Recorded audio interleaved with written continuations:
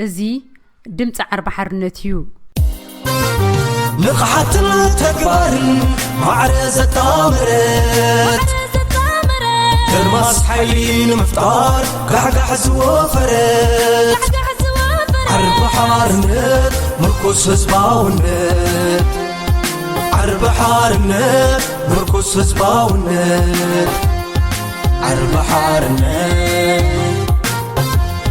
كنيت مزمورة نود عاونت أباي تازلو هي وقوننت مخالي حكي معدو أبركي عربي حارنت ناي تسفانا سنكي عربي حارنت زخبركم تخطاتلت مدبنا مس دمصخم دمصي عرب حارنت يخم زلخم أب راديو إيرنا كل جزء حاموس تقرب مدبيا لما عنتي حدا قاشا حيزنا لكم قريبنا لنا إذا قاشا أبز غربا وان كاب مكلخال ناي إيرترا وي تقراي كاب تمديبهم زنبورو بز غربا وان واتسايو مو قاشاي خمزيلكا بتبعات متيخا مسانا ختزرارب مخالكا توزولو زراخايو دسماعكايو نهزبخت نقر ممتاكا أزي يمسكنكا شعره نات تبعبيو ناتكم تعرنديو نعم قال أنا خمسجناكم فتو ماله حراي غني لا كم تلو مود على محتت بليلاي كنجمرونينا مخنياتو هالوات كاب حما بوتا سلازلخا نردو مخنيات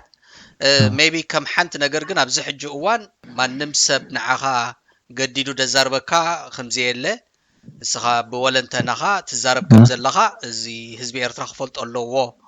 حزب عالم كفلت الله ويلكا تي ناتكا تمكروخ تكافل إخامت إخاز الله خمو أبتحت زغونا يخون أيدي يلا خان مش حجي نتسع إخاز الله خبز حج أوان حجي نتسع له بيني نتسع له بزمت أنا حاجز دما نبر له ماله حراي صبو موسكي كمينيرو أبيخا تعلمكا ناب تقرايون أبينا الشنخيخا آتيخا كم توي بزي آخن جمر كل شيء إسران ورحي شعات موداتا ورحي شعات ورعسرتين بقديتا مالت تقديدا ناب كورمنا أوريدا أو كورمنا أون أفتخوا ورعسرتا قبو سلطانا جميرنا كبابي حمشاشة شدشاش حنهون سواتون بحساب سلطانا جميرنا بحسابون ناربعة ورحي دهون كبابي سلطانا وسينا ودينا مالت زازيمنا وتينا مالت كاب كورمنا أون كمو مستمرغنا بوتانا حزنا مالتي بوتانا حنت معلترينا كون نتقرأ آتينا مالتي مالت شعوفت مجمرتا بحنت خفل سراويتنا نحلو نيرنا بناي قل ناي كستايد بالو قل يام ناتم شمالو بوم ترعينا نحلو نيرنا كو كادمو مس جمورو مالت كابانا ممك مليقوم كادمو جميرو شعو سبكم تقبلنا يهارمو لو إلهم كستايد ترعام سوربو كفل سراويتنا متين وسيلنا أنا مالتي نعي أقاتاميك في 10 شخ فل سراويت وتيحتني نابو متيم حاويسو من مالت مساهري متيم زي هادوها زي من دك هادوها لهم على اليوم من مالت أما أخذ تقرأي مال كابتورنا متيم حد مكينا متي أو سيدات المال بزح دبلنا أولنا ودات المال حراي صبوسكي مو أب تقرأي مسأتها انتايو أقاتي مكا ويس كوينات كمي رخيب كايو كستايو مالت ولا حنتي دفرح نجار يقولون ويانا تداخيميو مويتيو يلن حجتيهم تريفهم دولة وحدات حدا خلتهم نعم نمدلايو نعم كلاين تقليل كحيس كان نعم نت سرعات حمق سرعات أبكرنا أفريقيا أكستا غير دولة نعم نمد مساس تراحين ملاي تراي تودي يوم كرم زيهم حواتكم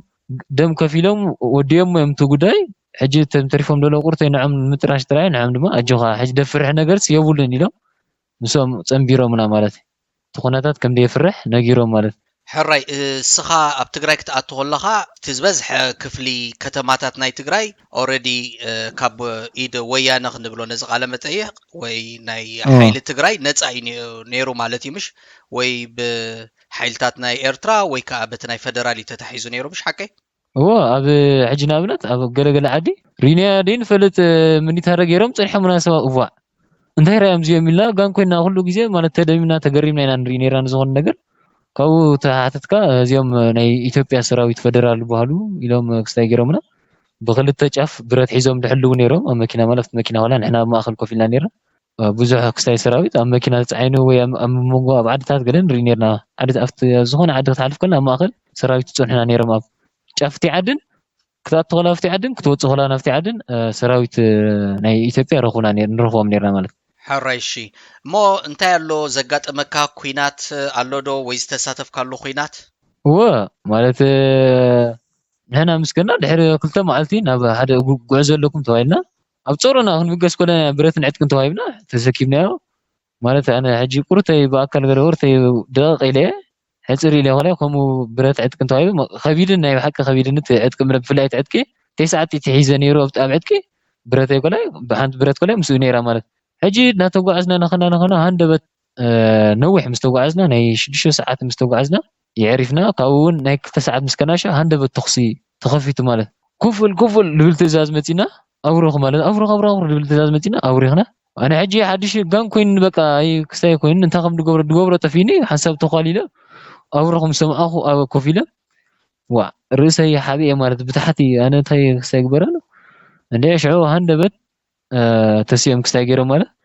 بوبوتو محزم انا تاي غسرح نيرو ما شعو اي تردان مالت بس فرحي مستفال ما اي مخانو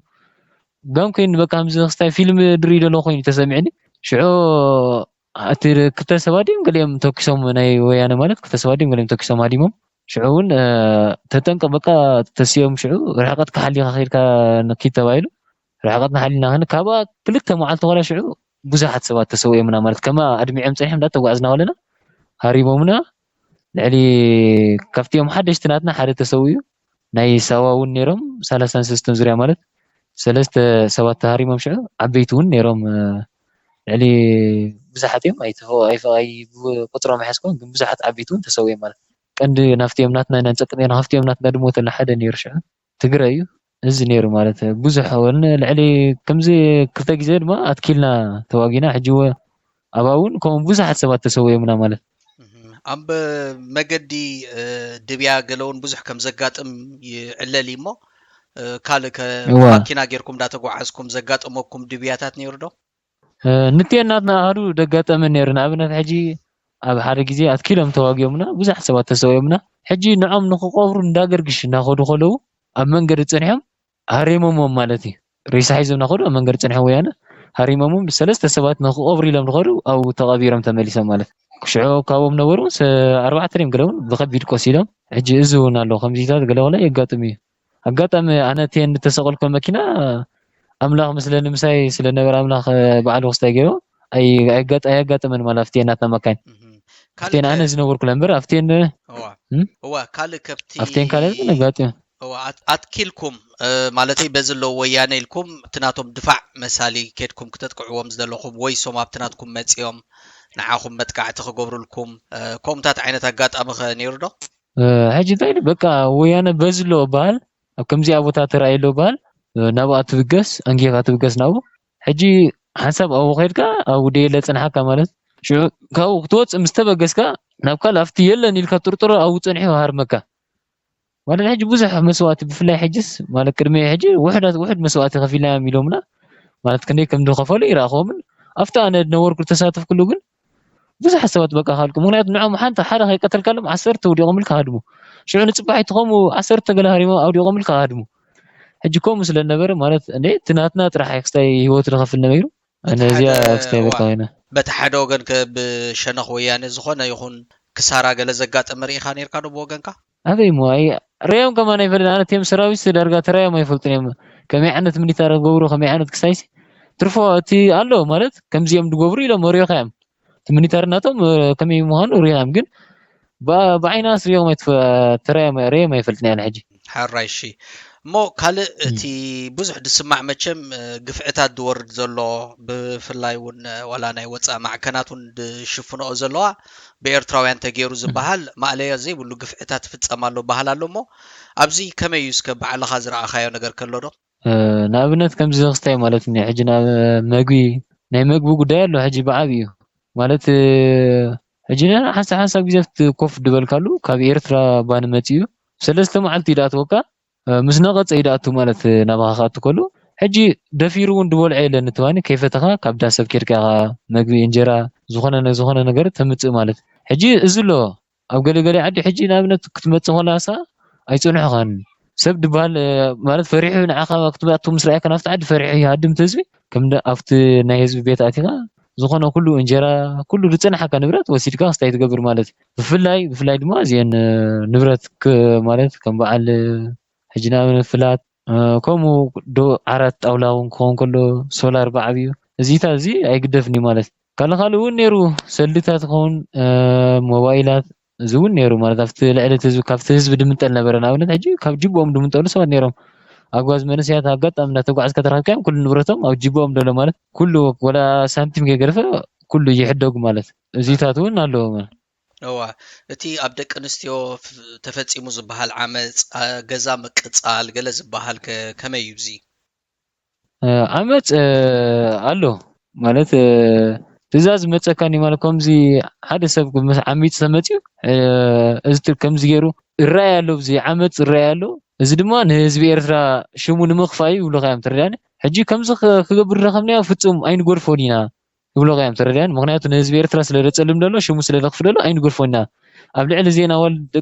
ደቂ ኣንስትዮ ኣብ ልዕሊ ትግራዊ ደቂ ኣንስትዮ ዓመፅ ዝገበረ ኣይንጎድፎን ይብሉካ ግን ንሽሙ እቲ ዘረባ ከምዚ ፈኸራ ኮይኑ ይተርፍ ምክንያቱ ሽዑ ከምኡ ኢሎም ሕጂ ንምሸታ ኺሎም ዝኾነ ክስታይ ገይሮም ወላ ሓንቲ ግን ወላ ሓደ ድብሎም ሰብሲ የለን ማለት እዩ ወይ ከምዚ ጌርካ ድበሎም ሰብሲ የለን ኣይረኣናን ማለት ንኣብነት ሕጂ ሓደ ግዜ ነይሩ ምሳይ ነይሩ ሓደ ናይ ቀደም ተጋዳላይ ማለት ብዙሕ ዓመታት ድገበረ ሕጂ ሓደ ግዜ ኣብ ገዛ ኣቲና ኸይባ ንብል ነርና ማለት ነቲ ኣጓል ሽዑ ሪእዋ ንእሽተያ ፅብቕቲ እያ ተመሊስዋ ማለት ብድሕርቲ ሰብሲ በይኑ ኸይዱ ተመሊሱ ዓሚፅዋ እሳ ድማ ነፊፃ ኸይዳ ሕጂ ከምኡ ክገብር ከሎ እትዮም ጉረባብቲ እሳ ነፊፃ ሃዲማ ኸይዳ ነጊሮም ማለት ሽዑ ነትዮም ዓበይቲ ሰብኡት መፅዮም ነትዮም ሓለፍቲ ነጊሮሞም ብጥርጠረ ማለት እስከ ተውፅኦ ትኽእሉ ዲኹም ተባሂሉ እዎ ክነውፅኦ ንኽእል ኢና ማለት ጓልና ክትውፅኦ ትኽእል እያ ተባሂሉ በቃ ሒዝክማ ምፁ እሞ ኣምፅዋ ንዓ እሳ ተውፅያ ተባሂሉ እሳ መፅያ ኣውፅያቶ ማለት ንትሰብ መጀመርታ ከመይ ይመስል ኢሎሞ ከምዚ መስል ምስ በለቶም ነትዮም ከምኡ ድመስሉ ዝጠርጠሩ በይኖም ፈለዮሞም ሽዑ ካብትዮም ተጠርጥሩ እዚ ኢላ ኣውፅያቶ በቃ ግቡእ መቕፃዕቲ ክንቆፅዕ ኢና ኢሎም ኣብ ቅድሚኦም ኢዶ ኣሲሮም ገመድ ገይሮም እስከ ምስከሩ ሽዑ ድሕሪ ናይ ሰዓት ገለ ፈቲሖሞ ካልእ ወላ ሓንቲ ክስታይ ድበሃል የለን ማለት እቲ መቕፃዕቲ ወላ ንኻልኣይ ግዜ ንክትደግም ስለተባብዓካ እዩ ኣነ ቀንዲ ዘሕርቐኒ ነበረ እውን እሱ እዩ ምክንያቱ ሓደ ዕድል መፃኢ ናይቲ ኣጓል ይረአያካ ብንእሽተን ክጋሰሶም ኩሉ ሓደ ሕማም ኣሎ ብዓብዩ ተመሓላለፍ ሕማም ኣሎ ካልኣይ ነገር ጥንሲ ከጋጥም ይኽእል ብዙሕ ማለት ሕዋት ኣለዋና ኣዋልድ ኣለዋና እሞ ኸለ ከምዚ ክትርኢ ኮላ ናታ ክፋ ክትርኢ ኮላ ማለት ኣንኮላይ ከምኡ ሲ ወላ ንክትፀፍዓ ከማንትዮም ክትፅፍዓ ከለዋ ክትሪአን ኮላ ክረማ ክትሪአን ኮላ መራእኻ ተሓዝን ማለት ናብዚ ሕለፍ ኢሎም ካርሞን ከለዉ ናብዚ ኺዲ ኢሎም ካርሞን ከለዉ ከማን ተሓዝን ኣንኮላይ ክዕምፆም ኩሉ ኣነ ቀንዲ ክስታይ ድገበረን ደይቅበሎ ነበርኩ ንሱ እዩ ሕራይ ሕጅስ ከምዚ ትብለኒ ዘለኻ እቲ ግፍዕታት ተገይሩ ዝበሃል ደሎ ዋላ ይብዛሕ ይውሓድሲ ከም ዘሎ ኢኻ ተነግረኒ ዘለኻ ማለት እዩ ይፍፀም ኣሎ ኢኻ ትብለኒ እወ ኣሎ ሕራይ እስኪ ብወገንካ ኣብ ኤርትራውያን ዝወርድ ግፍዒ ገለ ድረኣኻዮ ወይ ድሰማዕካዮ ኣሎ ድዩ እንተ ብስደተኛታት እንተ ኣብቲ ሰራዊት ከማኻ ዝኣመሰሉ ዝኾነ ይኹን ኣካል ማለት እዩ ሕጂ ብሓደ ግዜ ስደተኛታት ነይሮም ምስ ሓንቲ ክፍለ ሰራዊት ሽማ ኣይሓስከዋን ግን ነይሮም ኣብ መኪና ፅዒኖሞም ሒዞሞም ኮለልብል ነይሮም እንትዮም ስደተኛታት ካብ ማዓስከር እዮም ኣውፅኦሞም ሕጂ ኣነ ቁርተ ተሓተትኩ ሽዑ ኣብ ኮርምናዕ ከም ደለዉ ኣብኡ ተወሽቦም ከም ደለዉ ሰሚዐ ነይረ ማለት ተወሽቦም ኣለዉ ገለ ኢሎምኒ ሓደ ድፈልጦ ነይሩ ማለት ኣብቲ ምስትዮም ስደተኛታት ሕጂ ንዑ ዳሃዩ ንምርካብ ኢለ ኣብይ ኣለዉ ኢሎም ሰሓተትኩ ተወሽቦም ኣለዉ ኮርምናዕ ኢሎምኒ ተወሽቦም እዮም ደለዉ ተኣሲሮም ደለዎም እዚ ኣይፈለጥኩን ሕራይ ዝኾነ ይኹን እንተ ብናይ ፌደራል እዩ እንተ ብናይ ሕወሓት ሓይሊ ወይ እውን በዝናህና ዘጋጠመ ገለ ድሰማዕካያ ወይ ኩነት ዝኾነ ከመይ ማለት ሕጂ ደጋጠ ሕጂ ንኣብነት ስደተኛታት እውን ተቐቲሎም ተቐትሉ ተረኺቦም ተባሂሉ ነይሩ ቅልሚ ቁርባ ዋርሕ ምናልባት ቅልሚ ምእታውካ እውን ክኸውን ይኽእል እዚ ዓመፅ እውን ኣብ ተን ኤርትራውያን እውን ከም ዝረአ ይንገር እሞ ምናልባት ዝታት ድሰማዕካያ እንተሎ ማለት ዝኳ ይርከብ ኩሉን ግን ቁርተይ ሰሚዐ ነይረ ዝኮላይ ሓደ ማለት ብሰራዊት ወያነ ከም ተኻይደ ሰሚዐ ከምዚ ኢሎም ክዕምፅዎን ምስ ሓሰቡ ቴማውዳት ናትና ኤርትራውያን ኣክንደን ከም ዳሓለፉ ኣክንደን ከም ንዐን ክብሉ ምንታን ኣዋልና ንኸይድፈራ ኢሎም ደቂ ዓድና ከይድፈራ ኢሎም ሂወቶም ከም ዝኸፈሉ ኣነ ዝፈልጥ ማለት ሕጂ ገሊኦም እውን ኣለውላ ወይ ማለት እዚ ብዓለም እዮም ተባይሰሞም ኢሎም ብዓለም እዮም ከም ዘስታይቦም ኢሎም ክቡም ስሓሶም አንፅርፅሮ ሃሪሞም ወይ ስለ ደይነገርኩምና ምስጢር ኢሎም እዮም ቀቲሎሞም ኢሎም ሰራዊት ወያነ ኮነ ኢሉ ከም ዳሃስ ነትዮም ናትና ስደትናት ከም ዳሃርሞም አነ እነግሩን ማለት ሰምዕ ማለት ሕራይ እሺ ሞስኪ ምናልባት ህዝቢ ዓለም ክፈልጦ ኣለዎ ትብሎ ዝኾነ መልእኽቲ እንድሕር ኣሎ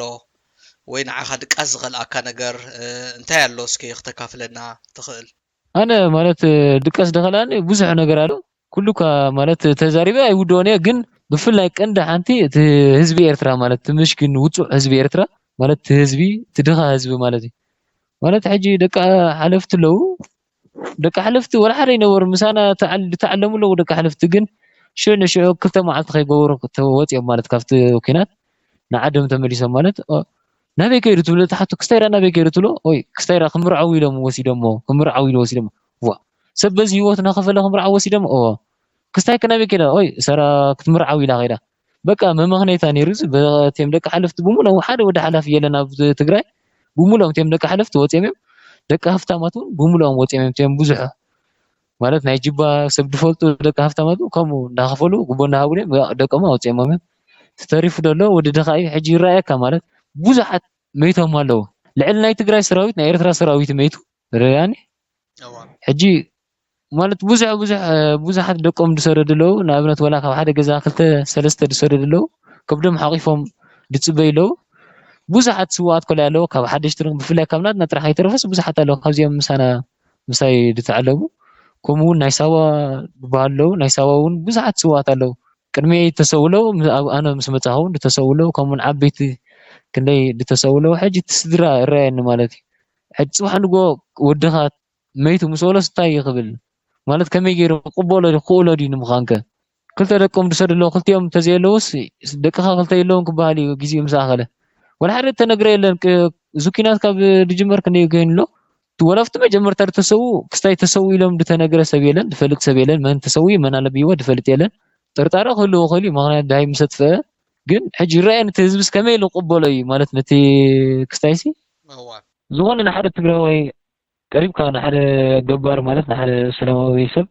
ክተዘራርቦ ከለካ ኩሉ ግዜ ዝረቡ ሓደ እንዲና ርጋና ሓደ እንዲና ክብል ቆሎስ ናይ ብሓቂ እዩ ማለት ሕጂ ሓደ ግዜ ብሓደ ገዛ ንፍትሽ ኢልና ዳኣተናልስ ሓንቲ ኣረጊት ሰበይቲ ፀኒሓትና ማለት ኣረጊት ሰበይቲ ፀኒሐ ጋብር ባዕሉ ክስታይ ግበርኩም ኢላትና ባዕሉ ይመለሰልኩም ኢታ ዝዓይነስ ኢላ ረጊማትና ብሽም ጋብር ረጊማትና ማለት ሕጂ ጋብር ድማ ኣነ ማለት ዳ ዓለቡ ያለው ናይ ጋብር ፀበል እዮም ዝገብሩ ሕጂ ከምኡ ካብ ዳ ባሓጎይ ኣቦይ ተቐቢሎም በዓል እዩ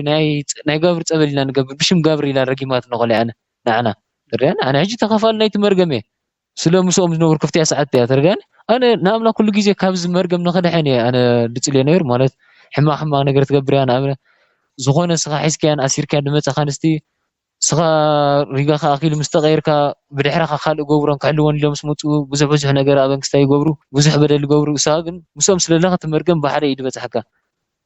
ሕጂ ብዙሕ ንብረት እውን እኽሊ ነድድ እኽሊ ክስታይ ይገብር ሓሰር ሓውጥ ትበሉ እኽሊ እውን ባዕሉ መርገም ኣለዎ ረግመካ እኽሊ ሕጂ እዚ ሕረቐካ ማለት ትመርገም ናይ ወለዲ ማለት ሓደ ኢና ማለት ትግራይን ክሳይን ዝኾነ ንሓደ ትግራዋይ ሓቲትካዮ ኣብ ኤርትራ ደይተዋለደ የለን ብፍላይ በዚ በዓል ዓድዋ ራማ ብሙሉእ እዚ ክስታይሲ ምስ ህዝቢ ኤርትራስ ተዋሲቡ እዩ ዘርእ ደይብሉ ሰብሲ የለን ሕጂ ንኸምኡ ንዘረኻ ሓንቲ እምነትካ ንሓደ ኣምላኽ ተኣምን ንሓደ ክስታይ ኩላትካ ክርስቲያን ከምዚ ጌርካ ተዋድኣ ከላ ቁርተይ ይሕዝነኒ ማለት ትስማዓኒ ሳልሳይ ድማ ሕጂ ንኣብነት ኣብ ተጋሩ ዝወርድ ዘሎ ማለት እንገረና ይኹላት እዚኦም ኣሕዋትን ሕጂ ምስ ክስታይ ምስ ገበርናዮም ኣሕዋትና ይብሉ ምሳኹም ክስታይ ኣይንባል ገለ ኢሎም ክስታይ ገብሩ እዮም ማለት ኣሕዋት ኣይኮናን እዮም ኢሎም እዚኦም ኣሕዋትና ኣይኮኑን ኢሎም እዮም ድንፅሎም ብጥሜት ድሞቱ ሰባት ኣለዉ ማለት ኣብ ትግራይ ማለት ተጋሩ ብጥሜት ኣቆልዑት ክንደይ ማለት ብዓይነይ ድራኸም ኣለዉ ቆልዑት ድሞቱ ከምኡውን ዓበይቲ ኣለዉ ሰኣን ክስታይ ድሞት ኣለዉ ከምኡውን ካብ ሰብ ካብ ካባና ካድሙ ክስታይ ተጎዲኦም እውን ብሓደጋ ድሞት ኣለዉ ብድንገት ማለት ሕጂ ከምዚታት እውን በዓልኻ እውን ኣብ ርእሲኦም ከምዚ ሃዲሞም ብሽም ካድሙ ሪኢኻ ተተኪሱ ብጥይት ድሞት እውን ኣለዉ ሕጂ እዚኦም ይሕዝኑ ነይሮም ብፍላይ ኣዴታት ንኣሽቱ ደቀን ገዲፈን ክሞታ ከለዋ ኣነ ብጥሜት ሕጂ ሓንቲ ሰበይቲ كلتا دقا ميتهم بتميت حدا نشتي ودي غلط عمتي تحدد ما ودي شوعته قالوا سو تهاريم يميت مثلا خمزي قسل قال حمام نيرو سو بحمامي تحدد بتميت ميتوا مالت حجيز حزنك مالت اب تحت بعد تحابيهم نخي وصو توتيم بتيت كي موت فريم ابا دما بتميت دموت لو تخرميم دموت لو مالت تلبا حمامات لو بودو تقعد لو سمت يتحسسبك موناتو زام لخسي نايزيام قفعس كما يكوردنا الكا تحسب موناتو الرأيك أو كريم يخوي كل خلو بفلاي يعني تيا سبيتك أمورك تاسدي تغلسي هذا كثو ودا دموتها سبيت بعين ريا توكي قال ريا نغلط نورمال ترى بغات خنول عقل وش تياتي تسمعين مالت نزح حسابون نزح دوسهم كو حسابون نخحس ولا يموت إلى مالت كتادم تفتينكا دوردك قفعلو ولا نابنا حجي كتادم ترى ما يقول يخان يمتيت يم دفنولكا يمناتنا مالت حجي سلو موت كم دولت فلت يعني موت نهيوتنا تحيزموس ولا حيزمو ولا بواكل كحيزمو بتيتم لقطعها حج نزو خوسن دغال مال دفر وسن خوسن دغبرن ما ازي مالت درينا ورق فعتات قال مش اي سنن كسا حجون شل كبا امر مساس ابين دلسي حجسكي ابزا طيت نحنات غويكا يوم زوليل كان نيركامو ኤርትራውያን ኮይኖም ወታደራት ምሳኻ ዝነበሩ ወይ ሃገራዊ አገልግሎት ምሳኻ ዝነበሩ بتيد تهارمو بناي حواتهم تيد تهارمو زموتو قاللو دو ሓደ ግዜ ቅድሚ ማለት አና ሓደሽቲ ነብርና ናፍቲ ወርሒ ገለድ ገበርናሉ ሰለስተ ሰባት ሃዲሞም አጅቴም ሰለስቴም በቲቴም አቴሞም ቴም ክልተ ክሰም ኪሎሜም ተሓደ ግን ህይወት ሓሊፉ ማለት ተሰውዩ ታሪ ሃሪሞ ብናትና አይተሰውዩ ነቲም አምጬም እውን አብነቴም ገረም አኺባ ገረም አብነቴም ገረሞም በዚያ حج ولا ታድሙ ተቆል ይኹም ኢሎምና حج ولا ሃዲምኩም ናብ ከሳክትኹና ደስ በልኩም ትከሉ ግን ንሕና ይንጎየኩም ኢሎምና ንሕና ይንጎየኩምና ጢታት ጎየኩም حج ታድሙ ተቆልም ጢት ጥራሕት ጎየኩም ኢሎም ዋገረውን አብነት አምጬምናቶም ሓደ ግዜ አኺባ ገረምና ነይሩ ማለት ሞንታይ ከገረም ማለት ይነቶም ክልተ ዝቆሰሉ ገለ ትፈልጦለካ ዶ ንእስር ቤት ከም ተሰረክ እንተሐድሶ ከም ተሰረዶ ፈይጠ ማለት ነው እንተሐድሶ ሰይደሞም ኢሎም ኦኬ حرايس كمو نعخاون بوزح يزك الله أب مودعتا زخون يخون ملقت ختم محلالفو تدلي انتلو نهزب إرترا نهزب تقراي كومون نهزب عالم عدل كبكا مالت حدا تهزبي الرأيكات وعدا يدلو هزبي مالت وطع هزبي سو رأينا مالت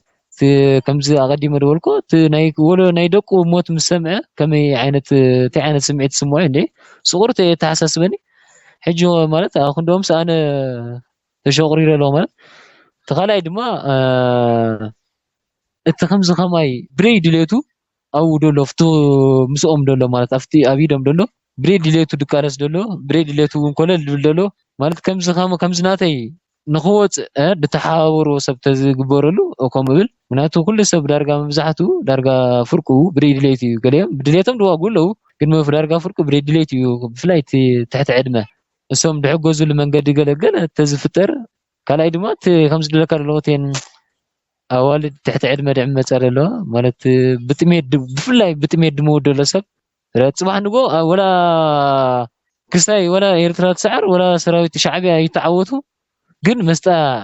ናይ አምላኽ መድ መውደደ ሰብ ኣብ ልዕሊ ኤርትራ ክወርድ ምዃኑ ኣነ እዚኣ እኔ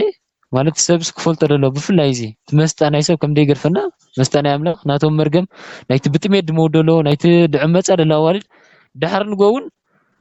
ኣባና ክወርድ ምዃኑ ክንዝንጉዖ ደይብልና ማለት ብፅቡቅ ንቕበሎ ኣሎ መራ ድሕጉሶም ሰባት ኣለዉ ከምዚ ኣብ ርእሲ ከምዚ ኣነ ዋለ ከምዚ ተዓሚፀን ክሰምዑ ከለዉ ድሕጉሶም ሰባት ኣለዉ ረን ምክንያቱ ኣብ ደቆም ክወርድ ምዃኑ ኣይፈልጦን ማለት ኣብ ቤተሰቦም ከምኡ ክወርድ ምዃኑ ወላ ኣብ ቅድሚ ዓይኖም ይኹን ድሕሪ እውን ትናቶም መስጣውን ኣብ ብሕጂ ወለዶ ክመፅእ ምዃኑ ንረአየካ ሕጂ ቀንዲ እዚ ማለት ኣነ ቁርተይ ክስታይ ግበረሉ ካልኣይ ድማ እቲ ብዘይ ድሌት ዝወርድ ደሎ ማለት ብዙሕ ሕጂ ብዙሕ ሰባት ካብቲ ሃገር ዝወፅእ ደሎ ተሰዲዱ ንኸይ ክስታይ ናብዚ ኩናት ንኸይኣቱ ክንደይ ወላ ምሁር ከይተረፈይ ካብ ሃገር ዝወፅእ ደሎ ሕጂ እዚ ክሳብ ቁርተይ ማለት ኣብቲ ሃገር መን ኣሎ እንዴ ኣነ ቁርተይ ማለት መንእሰይ ደሎ ኮይኑ ይስማዓኒ ብፍላይ ወዲ ድኻ ማለት ወዲ ሰማዒ ደይብሉ ሕጂ ቅድሚ ሓንቲ ምስላ ነይራ ማለት ድኻ ጥዑም ነይሩ ዘረባኻ መነዲኻ መስማዕኻ ድብል እንዴ ኩሉ መዓልቲ መፃን እዚኣ ሓሳበይ እዚኣ ምስላ ማለት ሕጂስ ቁርተይ እዚ ሕራይ እሞ በቃ ከምዚ ኢልካ ተቢዕካ ዝረኣኻዮ ምስክር ክትከውን ብምብቃዕካ ኣዝየ መስግነካ ብሽመይን ብሽም መሳርሕተይን ነዛ ኢንተርቪው ክንገብር ዝተሓጋገዙና ኣባላት ዓርቢ ሓርነት እውን ኣዝየ የመስግኖም ኣብ ውሽጢ ኣብ ከባብን ዘለዉ ነዚ ተባዕ ስጉምትታት ወስዱ ዘለዉ ኩሉ ግዜ እንዳመስገና የሚና ኣነ ምሳኻ ፀናሕኩ ኢሳያስ እዩ ኣባል ዓርቢ ሓርነት ኣጆኻ ኣብ ጎንኻ ኣለና እዚ ድምፅኻ ኸ ሙሉእ ዓለም ንኽስማዕ ክንገብር ኢና እሞ ብጣዕሚ ቀኒየልና እሺ ኦ ብዙሓት ኣቦታትና ንኣብነት ክንደይ መስዋእቲ ከፊሎም ማለት ንሕና ንኸይንጠሚ ሶም ኣኽንዳና ጠሚዮም ንሕና ንኸይሓስበና እውን ሶም ንሕና ንኸይንፀምእ ሶም ኣኽንዳና ፀሚዮም ኣቦታትና ብዙሓት ሓሊፎም እዮም ሕጂ ግን ንርኤካ ቶም ወርሰምዓካ ቶም ንርኤካ ቶም ወርሰምዓካ ቶም من تتهاجى أبوك إنكم تم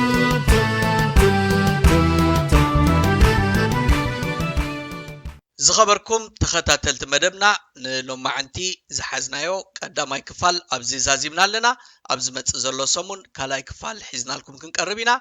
كساشعو سسنايو ازي دمص عرب حرنتيو نقحتنا تكبر معرزة تامرت كرماس حيلين مفتار قعقع زوفرت عرب حارنت مركز هزباونت عرب حارنت مركز هزباونت عرب حارنت كنيت مزمورة نودعاونت أباي تازلو هياو كوننت مقال حكي معد أبركي عربي حارنت ناي تصفى ناسمكي عربي حارنت